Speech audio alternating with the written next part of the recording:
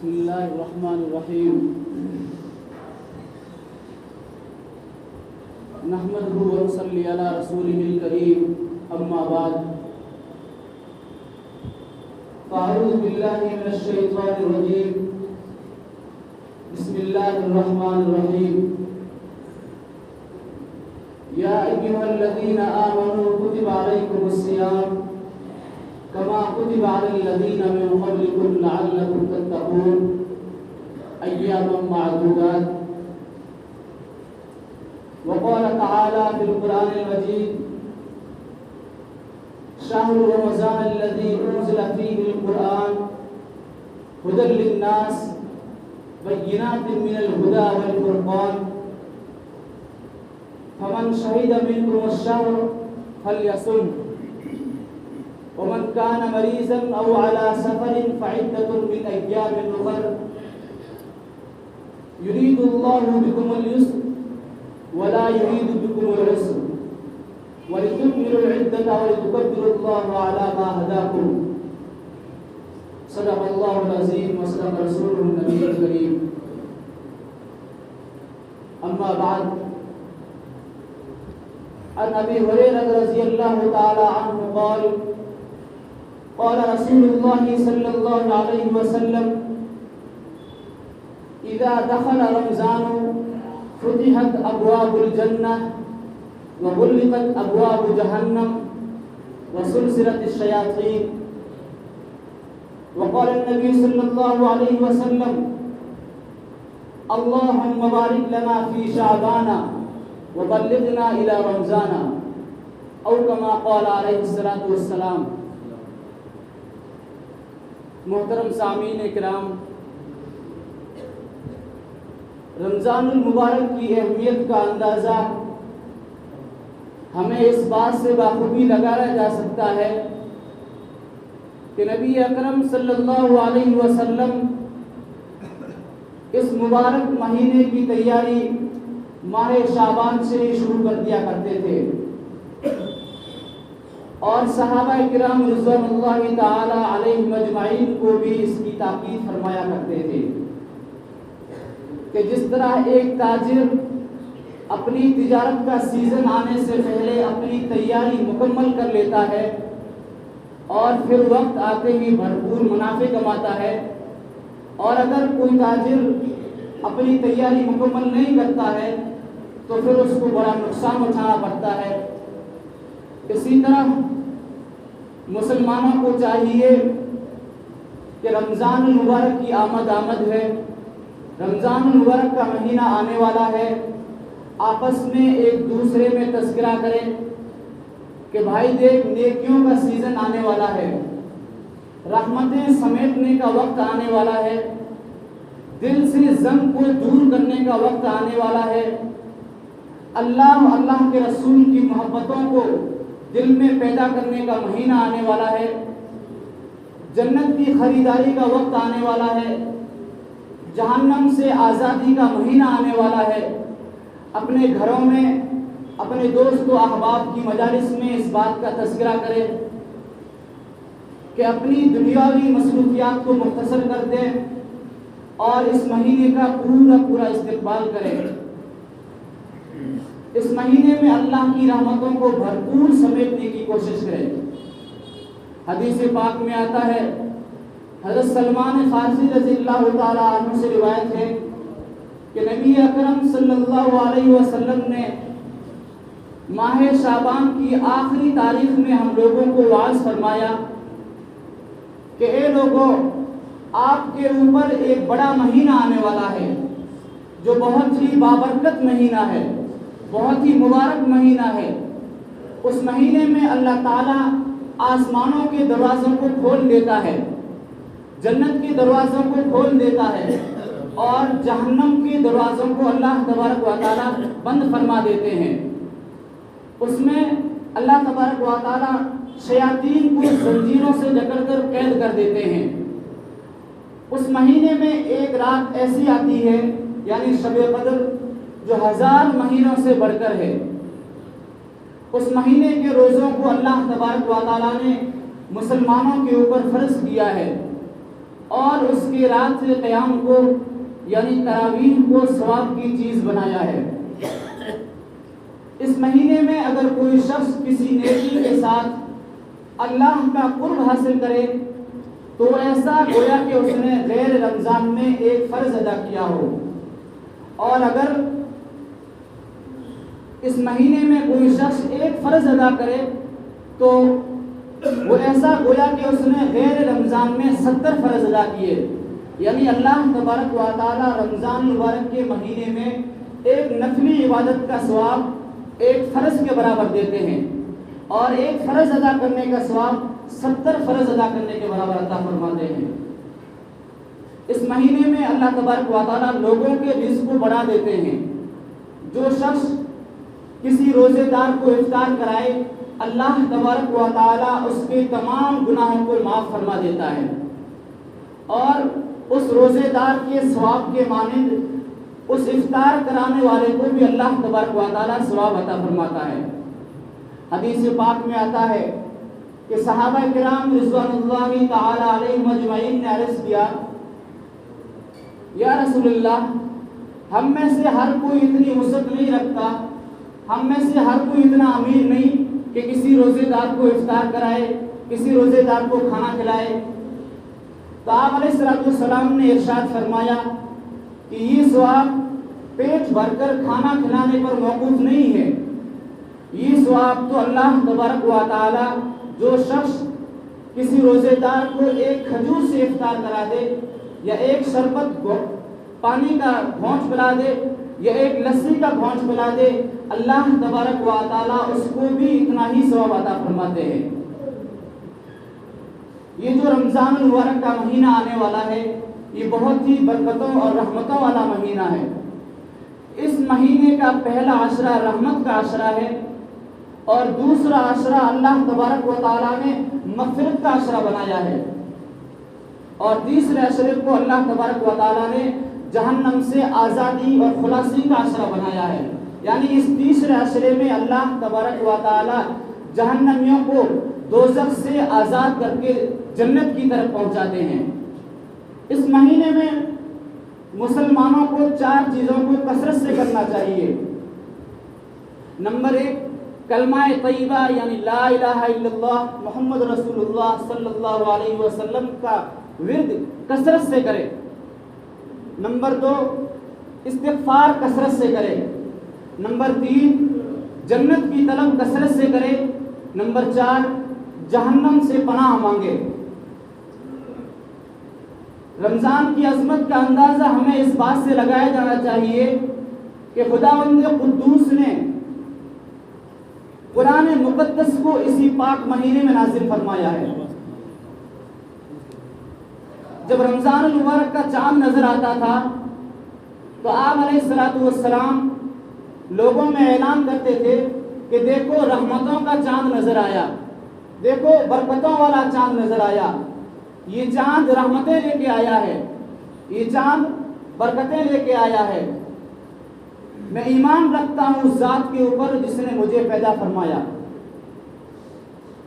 ہمارے اوپر بھی رمضان مبارک کا مہینہ آنے والا ہے، ہمیں اس کا پورا استقبال کرنا چاہیے، ہمیں پورا اس کا اہتمام کرنا چاہیے۔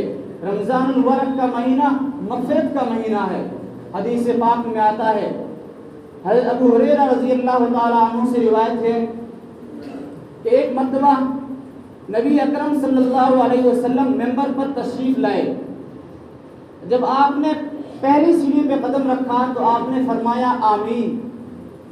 اسی طرح جب آپ نے دوسری سیڑھی پہ قدم رکھا تو آپ نے فرمایا آمین، اور جب آپ نے تیسری سیڑھی پہ قدم رکھا تو آپ نے فرمایا آمین۔ صحابہ کرام رضوان اللہ تعالی علیہم اجمعین نے عرض کیا، یا رسول اللہ، آج آپ نے ایک ایسا نیا کام کیا ہے جو ہمیں سمجھ میں نہیں آیا، اس کی کیا وجہ ہے کہ جب آپ ممبر پر تشریف لے گئے تو آپ نے 3 بار آمین کہا؟ تو آپ علیہ السلام نے ارشاد فرمایا کہ جب میں نے پہلے پائیدان پہ قدم رکھا تو حضرت جبریل امین علیہ السلام میرے پاس آئے اور فرمانے لگے کہ ہلاک و برباد ہو جائے وہ شخص جسے رمضان المبارک کا مہینہ ملے اور اس مہینے میں وہ اپنی مغفرت نہ کروا پائے، یعنی جس کو رمضان کا مہینہ ملا ہو اور اس کے اندر اس نے اپنی مغفرت نہ کروائی ہے، اپنی نجات کا سامان نہ تیار کرایا ہو، تو وہ ہلاک و برباد ہو جائے۔ تو اس پر میں نے کہا آمین۔ اور جب میں نے دوسرے پائیدان پہ قدم رکھا تو حضرت جبریل امین نے فرمایا کہ ہلاک و برباد ہو جائے وہ شخص جس نے اپنے ماں باپ کو یا ان دونوں میں سے کسی ایک کو بڑھاپے کی حالت میں پایا اور پھر ان کی خدمت کر کے وہ اپنے آپ کو جنت کا مستحق نہ ٹھہرا پایا، یعنی اپنے والدین کی خدمت کر کے اس نے جنت میں اپنے لیے محل نہ بنایا، جنت کا مستحق نہ ٹھہرایا ہو، وہ ہلاک و برباد ہو جائے۔ تو اس کے اوپر میں نے کہا آمین۔ اور جب میں نے تیسرے پائیدان پہ قدم رکھا تو حضرت جبریل امین نے فرمایا کہ ہلاک و برباد ہو جائے وہ شخص جس کے سامنے آپ کا ذکر کیا جائے اور وہ آپ کے اوپر درود پاک نہ بھیجے۔ تو اس کے اوپر میں نے کہا آمین۔ ایک طرف حضرت جبریل امین کی دعا اور دوسری طرف آقائے نامدار محمد عربی صلی اللہ علیہ وسلم کا آمین کہنا، ذرا سوچیے قبولیت میں کوئی شک ہے؟ ہرگز نہیں۔ اس دعا سے ہمیں رمضان کی اہمیت کو سمجھنا چاہیے کہ روزہ ایک عظیم فریضہ ہے، ایک عظیم نعمت ہے، بلکہ ایک اہم سعادت ہے جس کو اللہ نصیب کرتا ہے، اسی کو رمضان کا مہینہ عطا کرتا ہے۔ آج دیکھا جاتا ہے کہ معمولی بیماری کی وجہ سے رمضان کے روزے چھوڑ دیے جاتے ہیں۔ حدیث پاک میں آتا ہے بلا عذر رمضان کا روزہ ترک کرنا گناہ کبیرہ ہے۔ آج ہم دیکھتے ہیں تھوڑی بہت مشقتیں ہوتی ہے، تھوڑی بہت گرمی ہوتی ہے، اس کی وجہ سے ہم روزے چھوڑ دیتے ہیں، حالانکہ اللہ نے رمضان مبارک کا مہینہ برکتوں اور رحمتوں والا بنایا ہے۔ اس مہینے سے اللہ تبارک و تعالیٰ کا خصوصی تعلق ہے، اسی وجہ سے تو اس مہینے کو بقیہ جتنے مہینے ہیں ان تمام مہینوں سے افضل اور ممتاز بنایا ہے۔ حضرت جابر بن عبداللہ رضی اللہ تعالیٰ عنہ سے روایت ہے کہ رمضان المبارک کے مہینے میں آپ علیہ السلام نے ہمیں ارشاد فرمایا کہ میری امت کو رمضان المبارک میں 5 چیزیں ایسی عطا کی گئی جو مجھ سے پہلے کسی نبی کو نہیں دی گئی۔ کتنی بڑی فضیلت، جو مجھ سے پہلے کسی نبی کو نہیں دی گئی، وہ 5 چیزیں اللہ تبارک و تعالیٰ نے میری امت کو دی ہے رمضان مبارک میں۔ پہلی چیز یہ ہے کہ جب رمضان المبارک کی پہلی رات آتی ہے تو اللہ تبارک و تعالیٰ اپنے بندوں کی طرف رحمت کی نظر فرماتے ہیں، اور جس طرف نظر رحمت ہو جائے اس کو کبھی بھی عذاب نہیں دیا جا سکتا۔ کتنی بڑی فضیلت ہے۔ دوسری یہ کہ روزے دار کے منہ کی جو بو ہوتی ہے، یعنی شام کے وقت بھوک اور پیاس کی وجہ سے روزے دار کے منہ میں جو بو پیدا ہو جاتی ہے، اللہ تبارک و تعالیٰ کو وہ بو مجھ سے بھی زیادہ پسندیدہ ہے۔ اور تیسری چیز یہ بیان کی کہ اللہ تبارک و تعالیٰ فرشتوں کو حکم دیتے ہیں کہ وہ روزے دار کے لیے ہر دن رات دعائیں مغفرت کرتے ہیں۔ عزیز دوستو، جن کے لیے فرشتے دعائیں مغفرت کرے، کیا ان کی بخشش نہیں ہو سکتی؟ ہرگز ضرور ہوگی، کیوں نہیں ہوگی۔ چوتھی چیز یہ بیان کی کہ اللہ تبارک و تعالیٰ جنت کو حکم دیتے ہیں کہ اے جنت، تو روزے داروں کے لیے مزین ہو جا، تیار ہو جا، سنور جا، کہ ان قریب میرے نیک بندے دنیا کی مشقت سے نکل کر میری رحمت اور میرے گھر میں راحت پائیں گے۔ پانچویں چیز یہ بیان کی کہ جب رمضان المبارک کی آخری رات آتی ہے، یعنی آخری رات، آخری تراویح آتی ہے، اس وقت اس رات میں اللہ تبارک و تعالیٰ تمام روزے داروں کو بخش دیتے ہیں، تمام روزے داروں کی اللہ تبارک و تعالیٰ مغفرت فرما دیتے ہیں۔ کتنی بڑی فضیلت ہے۔ یہ ایسی 5 چیزیں ہیں جو اس امت کو دی گئی۔ آپ علیہ السلام نے فرمایا مجھ سے پہلے کسی نبی کو نہیں دی گئی۔ کتنی بڑی فضیلت ہے۔ اس لیے ہمیں چاہیے کہ رمضان المبارک میں عبادتوں کا خاص اہتمام کریں، قرآن پاک کی تلاوت کو کثرت سے کریں، اور ہمارا ہر لمحہ، ہر گھڑی، ہر سیکنڈ استغفار کے ساتھ گزرے۔ حضرت ابو ہریرہ رضی اللہ تعالیٰ عنہ سے روایت ہے کہ آپ علیہ السلام نے ارشاد فرمایا رمضان کا مبارک مہینہ جیسے ہی آتا ہے اللہ تبارک و تعالیٰ آسمانوں کے دروازوں کو کھول دیتے ہیں، جنت کے دروازوں کو کھول دیتے ہیں، جہنم کے دروازوں پر تالا لگا دیتے ہیں اور سرکش شیاطین کو زنجیروں سے قید کر دیتے ہیں۔ بڑا ہی بد نصیب ہے وہ شخص جس کو رمضان کا مہینہ ملے اور اس مہینے میں وہ اپنی مغفرت نہ کروا سکے۔ عزیز دوستو ذرا سوچے کہ اگر اس آدمی کی اس مغفرت کے مہینے میں بھی اگر مغفرت نہیں ہوئی تو پھر کس مہینے میں مغفرت ہوگی، کس رات میں اس کی مغفرت ہوگی، کس دن میں اس کی مغفرت ہوگی۔ رمضان کا مبارک مہینہ ملے لیکن اس کے اندر بھی وہ اپنی مغفرت نہ کروا پائے تو اس سے بڑا بد نصیب کوئی نہیں ہے۔ اللہ تبارک و تعالیٰ نے رمضان کے روزے کو خود اپنی طرف منسوب کیا ہے اور اس کا اجر خود اللہ تبارک و تعالیٰ نے بندے کو دینے کا وعدہ کیا ہے۔ حدیث پاک میں آتا ہے کہ خداوند قدوس نے عبادات کے جتنے بھی طریقے بنائے ہیں، جتنے بھی راستے بنائے ہیں، اللہ نے ان میں کوئی نہ کوئی حکمت ضرور پوشیدہ رکھی ہے۔ نماز جس طرح اللہ کے وصال کا ایک ذریعہ ہے کہ اس کے اندر بندہ اپنے معبود حقیقی سے ڈائریکٹ گفتگو کرتا ہے، اسی طرح روزہ بھی اللہ تبارک و تعالیٰ سے لو لگانے کا ایک ذریعہ ہے۔ روزہ مومنوں پر کیوں فرض کیا؟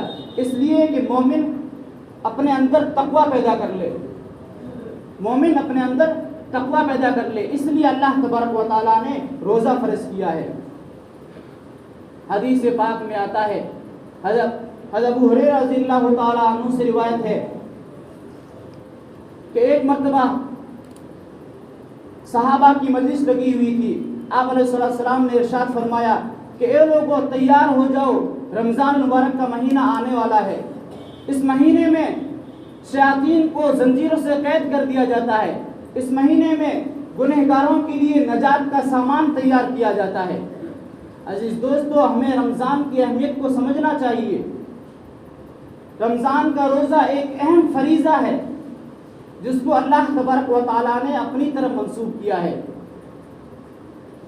حدیث پاک میں آتا ہے کہ اللہ تبارک و تعالیٰ نے فرمایا الصوم لی وانا اجزا بہ، کہ روزہ بے شک میرے لیے ہے اور اس کا اجر میں خود بندے کو عطا کروں گا، یعنی اس کا اجر میں بندے کو ڈائریکٹ بلا واسطہ دوں گا، اس کا مطلب فرشتوں کو بھی علم نہیں ہوگا، اتنا اس کو خاص رکھا ہے۔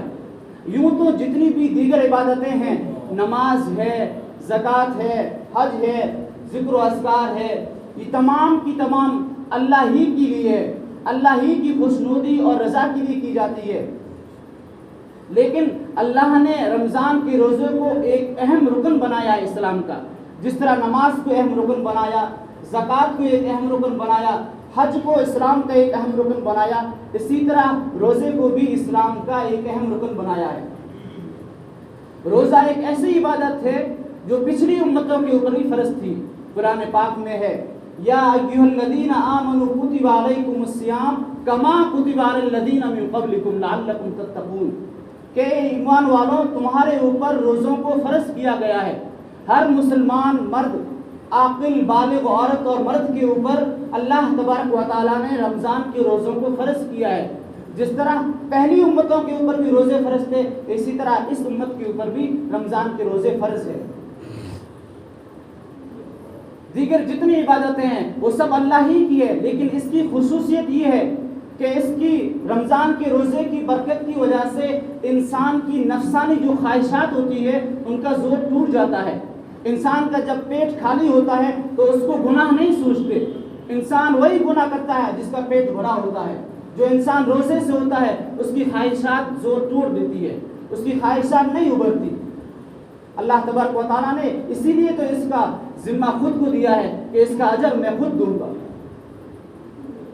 اس کا اجر اللہ تعالیٰ بغیر کسی واسطے کے بندے کو عطا کرتے ہیں۔ فرشتوں کو بھی اس کا علم نہیں ہوتا، کیونکہ روزے کی ظاہراً کوئی شکل و صورت نہیں ہے کہ انسان دیکھ کر بتا سکے کہ یہ انسان روزے سے ہے اور یہ غیر روزے سے ہے۔ اللہ نے روزے کو ریاکاری اور دکھلاوے سے بالکل پاک اور صاف رکھا ہے، غیروں کی نظروں سے بالکل پوشیدہ رکھا ہے۔ صرف بندے اور اللہ کے درمیان ایک راز ہوتا ہے، حتیٰ کہ انسان اور اللہ کے سوا کسی اور کو اس کا علم بھی نہیں ہوتا کہ یہ انسان روزے سے ہے یا روزے سے نہیں ہے۔ اسی لیے تو اللہ تبارک و تعالیٰ نے فرمایا کہ میں الصوم لی وانا اجزی بہ، کہ روزہ صرف میرے لیے ہے اور اس کا اجر میں خود دوں گا۔ حدیث پاک میں آتا ہے کہ ابو ہریرہ رضی اللہ تعالیٰ عنہ سے روایت ہے، آپ علیہ الصلوۃ والسلام نے فرمایا کہ روزے کے بارے میں اللہ نے فرمایا روزے کا اجر میں خود دوں گا، کسی دوسرے کو، کسی فرشتے کو اس کے لیے میں نے مقرر نہیں کیا، ڈائریکٹ اس کا اجر اللہ تبارک و تعالیٰ خود دیں گے۔ حدیث پاک میں ہے کہ اگر لوگوں کو پتہ چل جائے کہ رمضان المبارک میں اتنی مغفرتیں ہوتی ہے، اتنی بخششیں ہوتی ہے، اتنی برکتیں نازل ہوتی ہے، اتنی رحمتوں کا نزول ہوتا ہے، تو لوگ یہ تمنا کریں گے کہ کاش پوری زندگی رمضان ہی ہو، پورا سال رمضان ہی ہو، یہ ایک مہینہ کافی نہیں بلکہ جتنی زندگی اللہ تبارک و تعالیٰ ہمیں دے وہ پوری کی پوری زندگی ہماری رمضان میں گزرے۔ لیکن آج ہمیں رمضان کی اہمیت کو سمجھنا ہے، رمضان کی اہمیت کو سمجھنا ہے۔ رمضان کا مہینہ آنے والا ہے، رمضان کی آمد ہے، اس کی برکات اور اس کی تجلیات اور اس کی رحمتوں سے فائدہ اٹھانا ہے۔ اللہ تبارک و تعالیٰ نے یہ رمضان کا مہینہ اس لیے نہیں بنایا کہ لہو لعب میں گزار دے، کھیل کود میں گزار دے، عیش پرستی میں گزار دے، نہیں، یہ صرف اللہ تبارک و تعالیٰ نے عبادت کے لیے بنایا ہے، مغفرت کے لیے بنایا ہے۔ حدیث پاک میں آتا ہے جو شخص بلا عذر رمضان کا روزہ چھوڑ دیتا ہے اس کے نامہ اعمال میں گناہ کبیرہ لکھ دیا جاتا ہے۔ حتیٰ کہ علماء نے تو یہاں تک لکھا ہے کہ جو شخص ایک روزہ اگر جان بوجھ کر چھوڑ دے اور اگر اس کے بدلے میں وہ پوری زندگی روزے رکھے تب بھی وہ ایک روزے کا حق ادا نہیں کر سکتا۔ کتنی سخت وعید ہے۔ حدیث پاک میں آتا ہے کہ ایک مرتبہ نبی اکرم صلی اللہ علیہ وسلم آرام فرما تھے، دو شخص آپ کے پاس آئے اور آپ کو بازوؤں سے پکڑ کر کھڑا کیا اور ایک دشوار پہاڑی پر لے کے گئے اور انہوں نے کہا یا رسول اللہ صلی اللہ علیہ وسلم اس پہاڑی پر چڑھیے۔ آپ نے فرمایا مجھ میں اتنی وسعت نہیں ہے، مجھ میں اتنی طاقت نہیں ہے کہ میں اس پہاڑی پر چڑھ سکوں۔ تو ان لوگوں نے کہا ہم آپ کے لیے کچھ سہولتیں پیدا کر دیتے ہیں۔ تو پھر میں اس پہاڑی پر چڑھنے لگا۔ جب میں درمیان میں پہنچا تو مجھے کچھ شور و غل سنائی دیا، کچھ چیخ و پکار سنائی دی۔ تو میں نے اپنے ساتھیوں سے پوچھا کہ یہ کس چیز کی آواز ہے، کس چیز کا شور و غل ہے؟ تو انہوں نے کہا یہ جہنمیوں کا شور و غل ہے، یہ جہنمیوں کو اللہ تبارک و تعالیٰ عذاب دے رہے ہیں جس کی وجہ سے یہ چیخ رہے ہیں، چلا رہے ہیں۔ پھر مجھے تھوڑے آگے لے کے چلے کہ میں اچانک ان لوگوں کے پاس پہنچا جن کو ایڑیوں کے بل الٹے لٹکائے ہوئے تھے اور ان کی جبڑیں تراش دی گئی تھی اور ان کے منہ سے خون بہ رہا تھا۔ میں نے اپنے ساتھیوں سے پوچھا یہ کون لوگ ہیں، یہ کون جہنمی ہے جن کو یہ اللہ تبارک و تعالیٰ عذاب دے رہے ہیں؟ تو انہوں نے عرض کیا یہ وہ بدبخت ہے، یہ وہ بدنصیب انسان ہے جو رمضان کے روزے رکھ کر توڑ دیتے تھے۔ اللہ اکبر، اللہ ہم سب کی حفاظت فرمائے۔ عزیز دوستو ذرا سوچو کہ جو شخص رمضان کا روزہ رکھ کر توڑ دیتا ہے اس کو اتنا بڑا عذاب ہے، اور جو روزہ ہی نہیں رکھتا اس کو اتنا بڑا عذاب ہوگا۔ ہمیں چاہیے کہ رمضان کا پورا اہتمام کریں، رمضان کے روزوں کو پورا اہتمام کے ساتھ رکھے، ہمارا ہر لمحہ استغفار کے ساتھ گزرے، رمضان مبارک کے مہینے میں قرآن کی تلاوت کو کثرت سے کرے۔ حضرت ابو ہریرہ رضی اللہ تعالیٰ عنہ سے روایت ہے کہ نبی اکرم صلی اللہ علیہ وسلم نے ارشاد فرمایا کہ رمضان مبارک کے اندر اللہ تبارک و تعالی انسان کے عمل کے اجر کو 10 گنا سے 700 گنا تک بڑھا دیتے ہیں۔ یعنی انسان اگر کوئی نیک کام کرتا ہے تو اس کا اجر 10 گنا سے اللہ تبارک و تعالی 700 گنا تک پہنچاتے ہیں۔ اس لیے انسان کو چاہیے کہ رمضان مبارک کے اندر عبادتوں کا اہتمام کرے، کثرت سے قرآن پاک کی تلاوت کرے، قرآن کریم کو سنیں۔ حدیث پاک میں آتا ہے انسان کو روزہ ایسا رکھنا چاہیے کہ وہ روزہ تقوی پر لا کے کھڑا کر دے، ایسا نہیں کہ دن میں روزہ رکھے اور رات میں نمازیں بھی نہ پڑھے، پوری رات لہو لام میں گزار دے۔ انسان کو چاہیے کہ رمضان مبارک کے اندر اپنی نظروں کی حفاظت کرے، اپنی نظریں نیچے جھکا کے رکھے، اپنی زبان کو کلمہ خیر کے سوا بند رکھے، اپنے کانوں کو قرآن کریم کو سننے کے علاوہ دوسرے نغموں کے سننے سے بچائے، لڑائی جھگڑے سے پرہیز کرے، بلکہ ایک متقی اور پرہیزگار انسان بن جائے۔